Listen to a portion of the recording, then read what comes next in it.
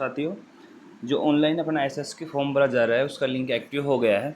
तो मैं आपको फ़ोन के माध्यम से ये समझा रहा हूँ एक स्क्रीन रिकॉर्डिंग बना के कि आपको किस तरीके से वो फॉर्म भरना है और कहाँ से शुरुआत करनी है, कहाँ आपको दिक्कत आ रही है वो आप मेरे को कमेंट में बता देना, उसके बारे में आपको बता दूँगा। सबसे पहले अपन क्रोम पे जाएंगे।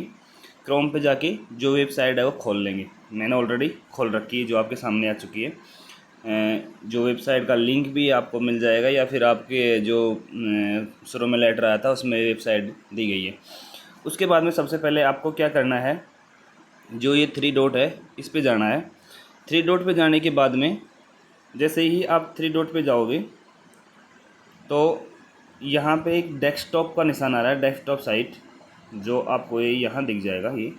तो आपको सबसे पहले इसको एक्टिव करना है अगर आप फ़ोन से भर रहे हैं तो, ठीक है। तो उसके बाद में अपन को क्या करना है, इस पर टिक करने हैं। टिक करने के बाद में ये इस तरीके से खुल जाएगा, ठीक है। इस तरीके से खुलने के बाद में ये 2 बॉक्स आपके सामने ओपन हो जाएंगे। तो पहले वाले बॉक्स में आपको अपनी ईमेल आईडी डालनी है और दूसरे वाले बॉक्स में आपको आपकी डेट ऑफ बर्थ डालनी है। अब दोस्तों ईमेल डाल दोगे। ईमेल आप सबको पता है कि स्मॉल लेटर में आती है, छोटे लेटरों में आती है। तो छोटे लेटर में ईमेल आपको इसमें फिल करना है। उसके बाद में जो पासवर्ड डालने हैं वो आपकी डेट ऑफ बर्थ डलेगी। तो पासवर्ड किस हिसाब से डालना है, जैसे मान लो आपकी 1 और फिर उसके बाद में 1 और उसके बाद में 1998 आपकी डेट ऑफ बर्थ है, ठीक है। तो आपको इसको कैसे फिल करना है मैं आपको बताता हूँ। इसको फिल करने के लिए आपको डेट ऑफ बर्थ को कैसे फिल करना है बताता हूँ। जैसे 1 है ना, तो आपको करना है 0 फिर 1, ठीक है, फिर वो स्लैश, फिर 0 1 फिर स्लैश, फिर उसके बाद में पूरी आपकी सन लिखनी है, जो भी सन है, ठीक है। अगर आपकी डेट ऑफ बर्थ यहाँ पे 2 लेटरों में है, जैसे आपकी मान लो 12 है या फिर 14 है, मतलब 10 के बाद में जो भी लेटर है जिसमें 2 लेटर आते हैं तो आपको 0 लगाने की ज़रूरत नहीं है। और आपका जो महीना है वो भी अगर 10 के बाद में है, 10वां 11वां 12वां जन्म का, तो उसमें भी आप 0 मत लगाना, नहीं लगाना पड़ेगा आपको। अगर 9 से पहले का है, 1 लेटर का है, तो आप उसमें 0 लगा देना, ठीक है। उसके बाद में मैं अब यहाँ पे आपको फिल करके दिखाता हूँ, ठीक है। तो मैं मेरी मेल डाल रहा हूँ।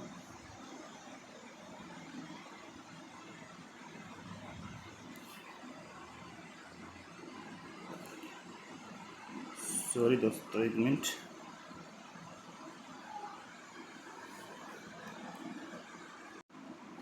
मेल और पासवर्ड डालने के बाद में आपको यहाँ पे कैप्चर कोड फिल करने हैं। तो मैं यहाँ पे कैप्चर कोड फिल करता हूँ, ठीक है। ये कैप्चर कोड फिल करने के बाद में दोस्तों इस तरीके से आपके सामने इंटरफेस खुल के आएगा। तो ये इंटरफेस तभी ही खुलेगा आपके सामने जब आप इसको डेस्कटॉप साइड पे रखोगे, ठीक है।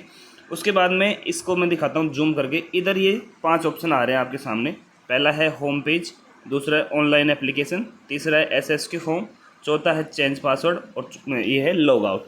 तो इनमें से आप किसी को भी मत छेड़ना, और ठीक है, आप सीधा जाना एएफ और एसएसक्यू फॉर्म के ऊपर। दूसरा ऑनलाइन एप्लीकेशन है, ये अपन बाद में इसके बारे में जानेंगे। तो आप सीधा इस पर जाओगे। उसके बाद में यहाँ पे आप इसमें क्लिक करोगे तो इसमें 2 ऑप्शन खुल के आएंगे। एक तो ऑनलाइन एएफ और एसएसक्यू फॉर्म, और दूसरा लास्ट में आएगा लिस्टेड माई एसएसक्यू और एएफ फॉर्म, ठीक है। तो इसमें आपका जो फर्स्ट वाला है उस पर क्लिक करना है, ऑनलाइन वाले पे, ठीक है। उसके बाद में आपके सामने ये खुल के आ जाएगा एक फेसिस चेतावनी वाला, जो अपन को नोटिस दिया गया था, लेटर दिया गया था, उसमें भी ये बताया गया था कि सबसे पहले आपको वो जो इंस्ट्रक्शन दिए जाएंगे, चेतावनी दी जाएगी, उसको ध्यान से पढ़ना है। तो ये आपके सामने एक निकल के आ जाएगी एक चेतावनी, ठीक है। इसको पढ़ना। इसका पहला पॉइंट है सक्षम फोरम में झूठी सूचना देना या किसी तथ्य को छुपाना अयोग्यता अहर्ता समझी जाएगी तथा इसके कारण उम्मीदवार को सरकारी नौकरी के लिए अयोग्य समझा जाएगा। ये कह रहा है कि भाई कोई भी झूठी सूचना देना या कोई भी सूचना आप छुपाना, ये आपके लिए गलत हो सकता है, ठीक है। दूसरा है इस फॉर्म को भरने और भेजने, ठीक है। पहला तो ये हो गया कि भाई आपको झूठी सूचना इसमें नहीं देनी है, ठीक है।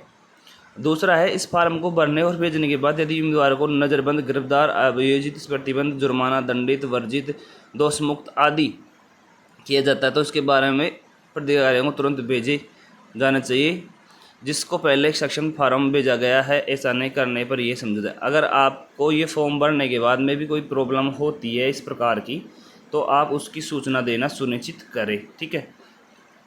तीसरा है, यदि किसी व्यक्ति के सेवा काल में यह पता चला है कि सक्षम फॉर्म में झूठी सूचना दी गई है या किसी तथ्य को छुपाया गया है तो उसकी सेवाएं समाप्त कर दी जाएंगी। अगर उनको ये पता लगता है कि आपने कोई सूचना उनकी छुपाई है तो वो आपकी सेवा समाप्त कर देंगे। विशेष सुरक्षा प्रणाली, ठीक है, इसमें ये क्या कह रहा है, इसमें ये कह रहा है कि कर्मचारियों को सुनिश्चित करना होगा कि प्रत्येक शीर्ष के मामले के सामने मांगी गई सूचना पूरी और सही है, ठीक है, ये आपको सुनिश्चित करना होगा। यदि बाद में किसी भी समय पर यह मालूम पड़ा कि फॉर्म सूचना गलत हुई है अथवा फॉर्म में वास्तविक सूचना को छुपाया गया है तो केवल इस आधार पर ही आपकी सेवाओं को समाप्त कर दिया जाएगा। दूसरा आदेश है, फॉर्म पर आवश्यक कई जगहों पर अभ्यर्थी को हस्ताक्षर करना है और पहचान पत्रों को किसी राजपत्रित अधिकारी द्वारा प्रमाणित करवाना है। ये आदेश दे रहे हैं आपको कि फॉर्म पर आवश्यक जगहों पर आपकी साइन करने हैं और फोटो लगानी है और किसी भी कर्मचारी से आपको उनको, ठीक है, टिप्पणियाँ आगे के सत्यापन हेतु शासन पत्र प्रश्नावली SSQ का ऑनलाइन प्रस्तुत केवल उन चयनित विद्यार्थी हेतु लागू है जो लिखित परीक्षा और साक्षात्कार जो भी, मतलब आगे जो SSQ फॉर्म है उनके लिए भरा जाएगा जिन्होंने लिखित परीक्षा उत्तीर्ण की है। ये हो गया।